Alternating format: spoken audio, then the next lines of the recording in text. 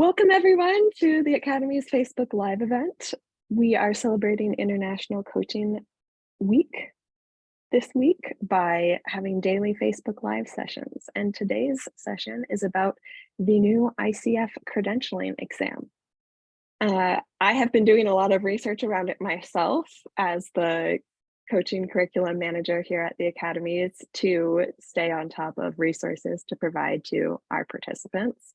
And I am joined by James Beeman, who is a new MCC, which we are still celebrating, and will be joined in a couple minutes by Jennifer James, who is a new professional certified coach.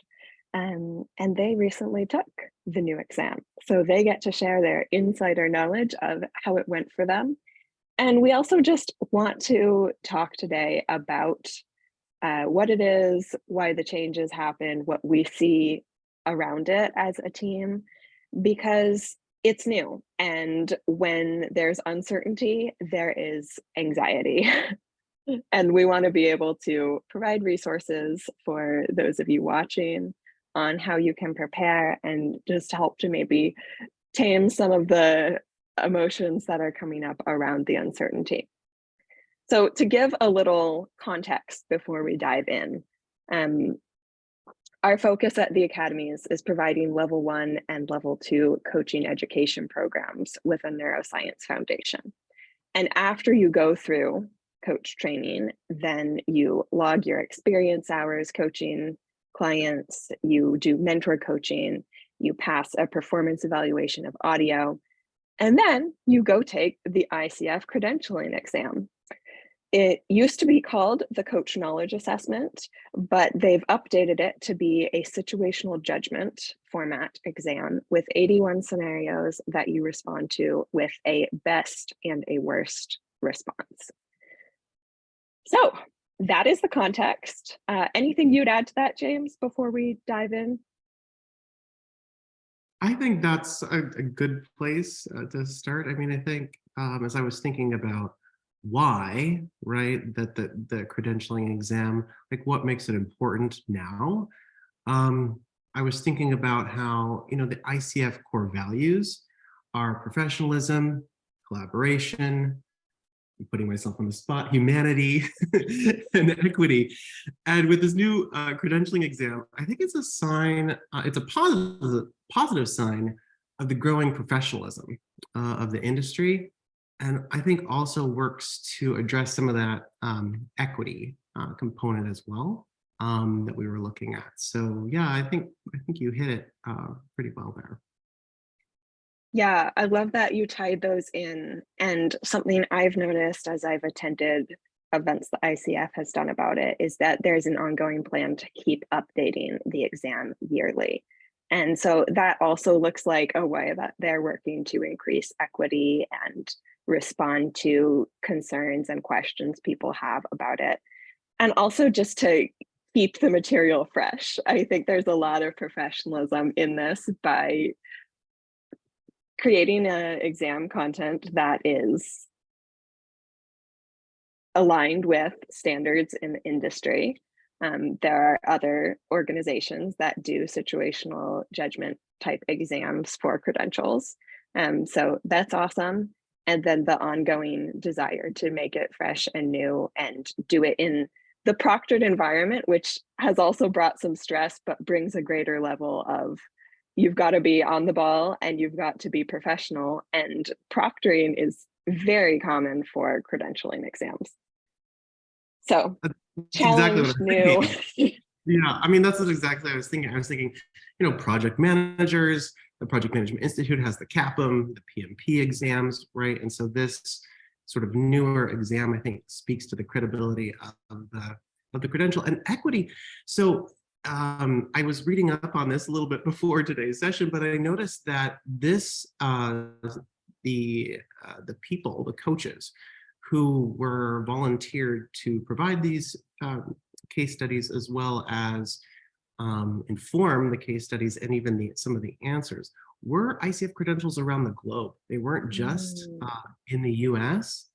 And I think also by offering it on Pearson VUE, both the in-person and the online exam, especially the online exam, can be accessed around the world also. So I think that opens up and really does begin to address the equity components that the ICF coaching and coaching industry wants to make important. And it looks like we have Jennifer. Welcome, Jennifer. Yes, Thanks for joining us. of Um, course. Hi, Jessica and James. It's Hi. great to see your smiling face. I'll give you a little context where we're at in the conversation. We just talked about the context for the new exam and some of the values and benefits that are reflected in making this shift to the new exam. And then I just want to take a moment to say as well to our live stream watchers, please share your comments and questions with us as we talk. I'd love to work those into our conversation as I'm facilitating. We did this for you because we've heard lots of questions, and so we want to address those live as we go. One other thing I wanted to share, James, on what we were just talking about is I know that also the ICF is working on rolling out the exam in other languages.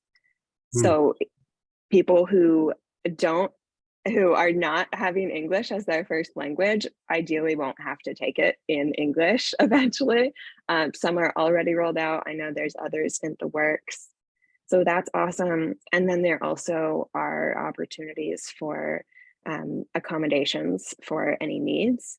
So that's another great thing to look into if you've got concerns about the time, the language, any aspects like that. I know the ICF is working hard to create resources to accommodate. All right, well, let's talk about your experiences. What was it like as two people who recently took the exam? I'll jump in and say, I thought it was really, go ahead, Jennifer. Sorry. yeah, I thought it was thought-provoking and yet doable. That's kind of the two terms that I walked away with after having the experience. Nice. I was joking about it being traumatizing. I think that's the word I use.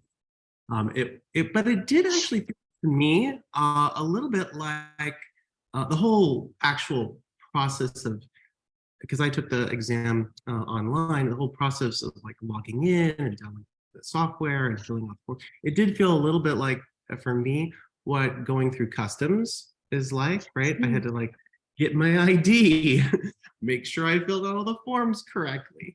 And so for me, those types of experiences naturally raise my energy and excitement levels, probably because they're less common for me, and I'm not in control or facilitating them. So I think, yeah, that was one part of my experience of taking the exam. Okay. Well, James, I take my hat off to you. I was going to say, Jessica, that when I read the details about what it took to take it at home online, it was so foreign to me that I just aborted and decided that the test center was the place for me. It just felt much more in my comfort zone. Great. Well, this is awesome to have an example of both. So James did it through the online Pearson view, and Jennifer, you did it through a test center. So walk us through, like, what were the main highlights of the experience? They don't have to be positive highlights, but like the high points of the experience. Technically, what did you have to do to show up well? So at the test center, it was very methodical. It did kind of feel like going through a security check system. I had rules I had to read right out of the gate, present identification to prove who I was. Then fingerprinting occurred. So really just kind of a full scope focus on making sure that I was who I said I was, and that also I understand the rules of the game, which is once I'm in that room, that I'm 100% devoted to that test with no additional talking or anything like that. So definitely very formal. It felt real when I showed up at that test center. All right. And were there other people in the room with you when you were taking the test, or how did that work?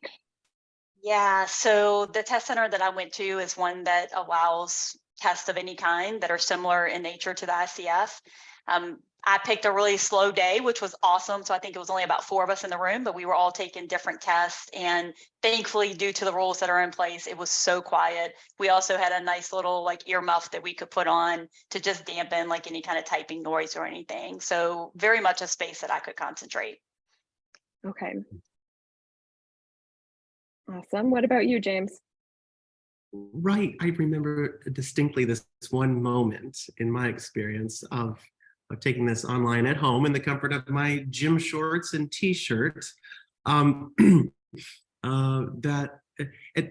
as an auditory learner, right, I like to read things aloud because when I hear it, then I sort of comprehend it a little bit better. And so for about maybe a third of the test, I was sort of reading to myself, and I evidently got to be a little bit too loud. And so the proctor came on, I'm sitting there minding my own business. The proctor comes on my speakers and says, "Sir, you can't read.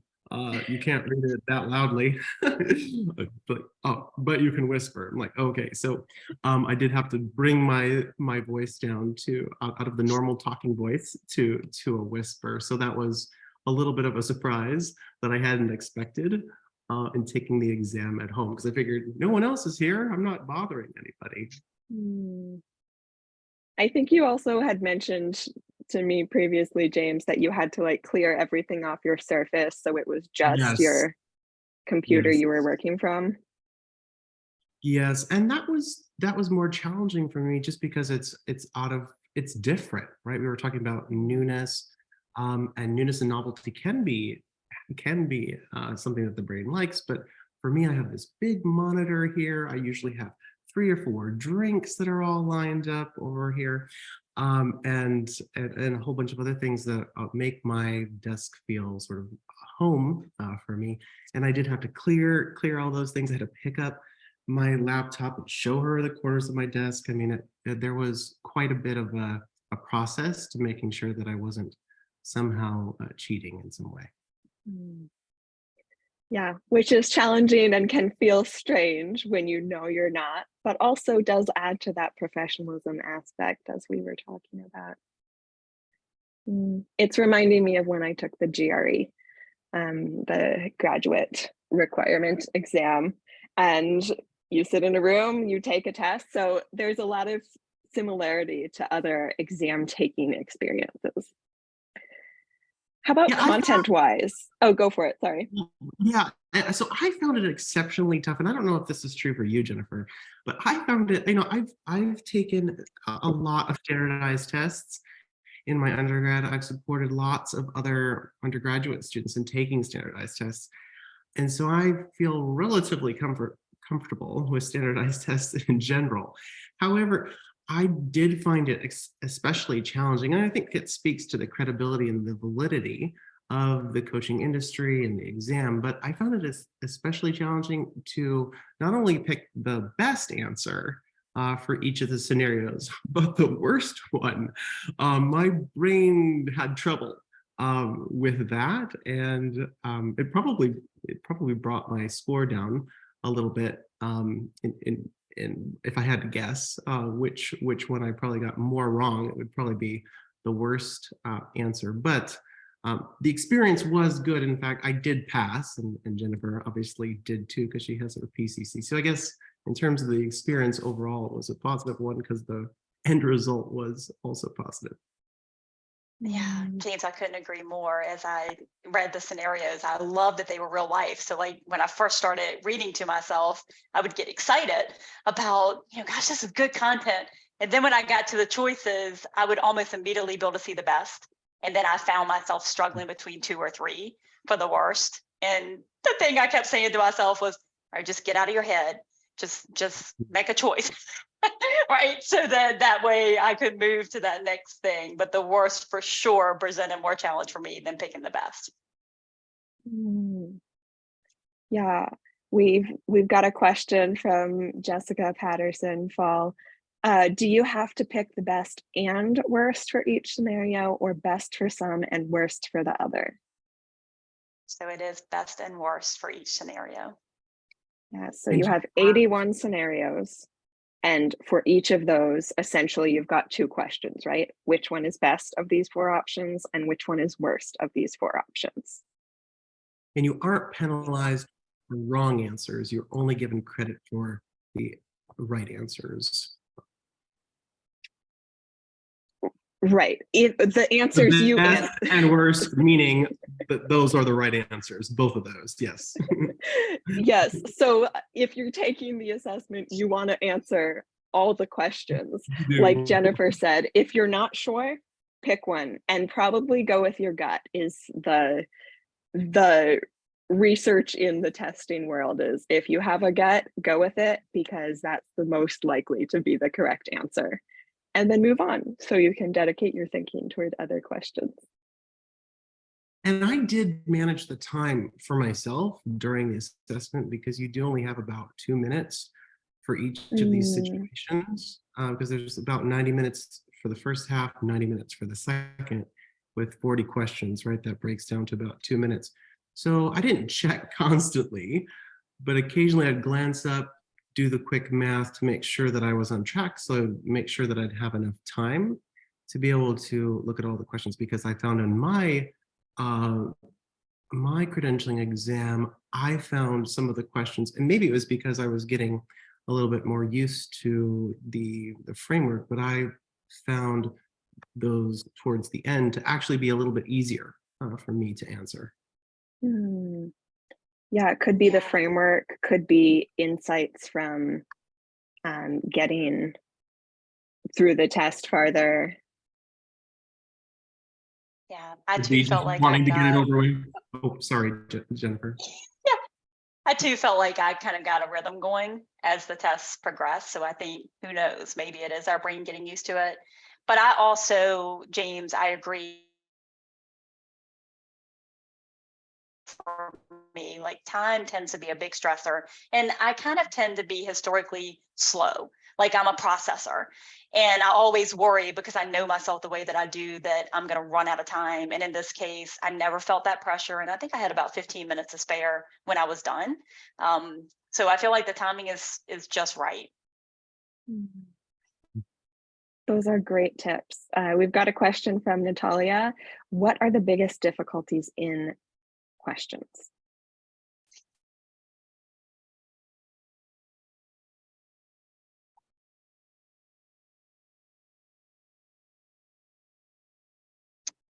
You know, it's probably what I've already said in that I think really just being able to narrow my choice to the worst for me was the most difficult. I think the scenario was well presented. It was easy to understand.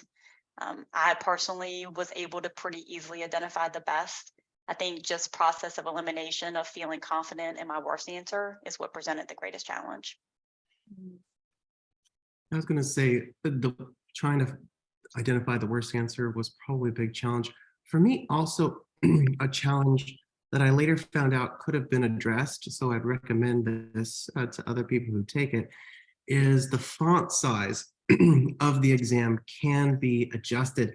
And I had it, I have a 13-inch monitor, it was relatively small. I found myself about midway kind of having some eye strain, a mild headache. But just know that the font size can be adjusted. I looked for about 30 seconds to try to figure it out, but it can be adjusted, and that would have made the experience even better one for me. And James, did you ask your proctor for information on how to do that or figure it out on your own? I just tried to figure it out on my own, yes. Okay. And I have information about that in our ICF Credentialing Exam prep document. So if that's something that you haven't seen and would like to see, please reach out because we can get that to you. We've got a question from, I think this is Carlos Roberto Borges. Which material did you use to prepare for the exam? Any tips?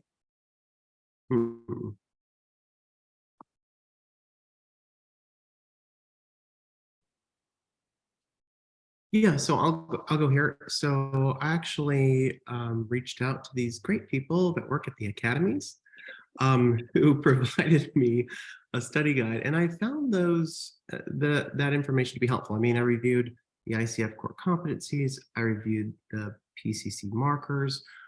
I mean, honestly, I'm sort of saturated in these things all the time, being a trainer. But what I did find to be one of the most helpful pieces to prepare was a recording of a facilitator who led some participants through some of the 8 sample questions that you can find on the ICF website. And I found the dialogue and conversations and questions and getting the wrong answer sometimes helpful in terms of preparing for my own exam. And in fact, it gave me one of the shortcuts that I used, which was pay attention to the verbs in the answers. And so, right, if they sound more coach-like, or if they didn't sound coach-like, right, like inform, advise, direct, right?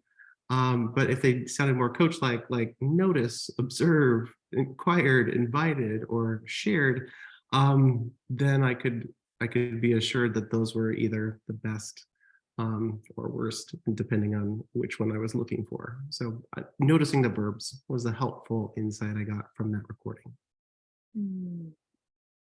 That recording sounds amazing, James. So I used the sample questions. I didn't have the recording, but I also looked at the ICF core competencies. And then I really tried to think about, so what are kind of big picture things that kind of relate to the International Coaching Federation Foundation that could serve as a guiding compass for me that would help me in decision making. And the ICF Code of Ethics was huge in kind of being that guiding compass for me. The definition of coaching served well in being a compass as I was evaluating the best and the worst choices. And then also I found just thinking sometimes when I really was stumped around what are the ICF core values, which they are professionalism, collaboration, humanity, and equality. Like there was something about that sometimes gave me a breakthrough. So those bigger picture items, I think, really grounded me. And another thing that helped me, Jessica, is about a decade ago, and it is a while ago, I took a 6-week coaching, it was like coaching ethics or business ethics and coaching course. And the feature of that was we talked through different coaching situations and scenarios. And so I kind of went back to that book. And the reason I'm mentioning that is because I was also on a call with Magda Mook, the CEO of ICF Global, earlier this week. And she was discussing ethics. And on a call, there were 2 books that she mentioned. I'll get those books to you for sure, Jessica, but that have case studies. And I think that the review of those could be really helpful in preparing for the exam as well. Yeah, please do send those my way and I'll add them to the resource we have. We've got some questions around how to reach out for the prep doc. You can reach out to jessica@theacademies.com. I'll add that into the comments for you to have, and I will get that to you. Was that recording referenced in preparing also on the ICF website? No, that recording was not on the ICF website, but I have that one linked in the prep document as well. So reach out to me, I'll get that to you. It's in there. I also found it really helpful as like a way to just walk through and frame and hear other people's perspectives. I've not taken the assessment. I kind of want to now just because I've been learning so much about the exam. Let's talk about staying in the blue zone, because you've mentioned multiple threats, like the time threat. I know there's like the money threat of like, maybe I have to redo this. What other threats were involved for you as you were taking the exam that made it a challenge to stay in the blue zone? For me, I took it before they incorporated the midpoint break. And because I was at a testing center and I was worried about time, I was really worried and nervous about like, what if I need a break? What do I do? And is that going to take time away? I made it all the way through. There was no break. But that was in the back of my mind. Yeah. And they have incorporated a 5-minute break in the middle now for everyone watching. There is, yes. Okay. And I took every moment of that time, every second of that 5-minute break in my experience too. What were the threats was the question? The size of the font, like not being like just that feeling of not being able to necessarily read. And then I noticed occasionally like I could feel my body or my breathing sort of get a little bit shallow. I could feel myself getting a little bit, I would say, just nervous or excited. So I just take a breath or even do some PQ reps, which is this training course by Shahrzad Shameen, and just sort of do something that pulls me back into my body to help keep me in that blue zone. Love those ideas. And for anyone watching who doesn't have reference for blue zone, red zone, that is the way we talk at the Academies about the core neuroscience that supports us being in a space of creativity and connection. That's the blue zone, where we feel safety and we can create. And the red zone is the space where we're in fight flight. We are feeling like we've got to protect ourselves from threat. So really a huge part of this exam is being able to like stay in the coaching mindset, because that's what answering these situational judgment type questions is all about. It's like, as a coach, if you've got that mindset on, what's the best thing you could do to respond? What's the worst thing you could do to respond?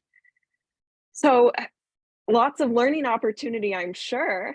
I'm curious, as you took the questions, did you learn anything from thinking through, like, what's the best and worst in this scenario? For sure.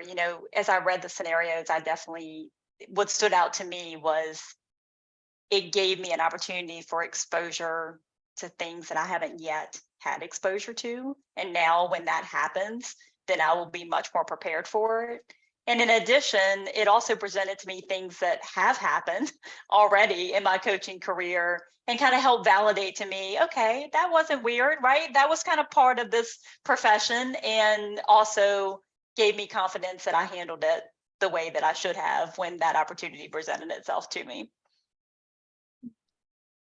And it was helpful to learn, for me, Jessica, it was helpful to learn about myself in the process, right? As you were saying, like, it's a great opportunity to embody the coaching mindset. I would say it's a great opportunity to ICF core competency number 5, right? Maintain your presence. And I found myself, okay, James, focus on just this one thing. Forget the question that you just answered, and don't worry about the next one, but just stay right here with this scenario. So I found it helpful in learning to manage my own emotions as I navigated through it. Yeah, it sounds like a lot of being present there. Yeah, and so Exactly. much talking that you do to yourself. I remember, saying like, okay, just read, process, and don't overthink, or don't watch that clock. Right? Many verbal affirmations to myself to keep myself under control and in check and in that blue zone. And in the break to keep myself in the blue zone, of course, went to the restroom, refilled my water, but I had about 2 minutes left. And so I stepped to the side and did about 50 jumping jacks just to bring myself into my body and get some of that blood flowing and that energy sort of out. That's a great idea. Love these practical tips. One other thought that's coming to my mind is just like, get yourself a team of supporters. I know that with James and Jennifer, we were as a team just so excited to celebrate and hear how it went and bring support. And I know that like, whether you pass or whether you don't pass, having that team is such a helpful way to like come back to that place of safety and support and creation so that you can stay in the coaching mindset. All right, Phil. That's exactly what I was going to say. Perfect. If you're listening, feel free to share any last questions. If we don't get to them in the conversation, we'll get to them later. And I'd love to close with this question. What would be your one piece of advice for our listeners who are about to take this exam?